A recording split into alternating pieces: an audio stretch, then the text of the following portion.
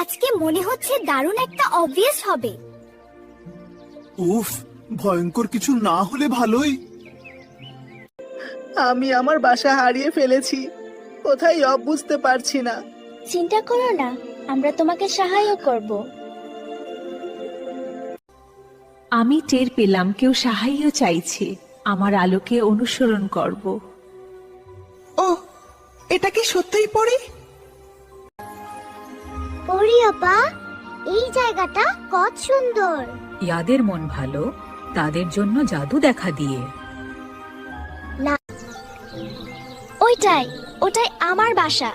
প্রতিটি প্রাণীরই পৃথিবীতে নিজের একটি জায়গা আছে।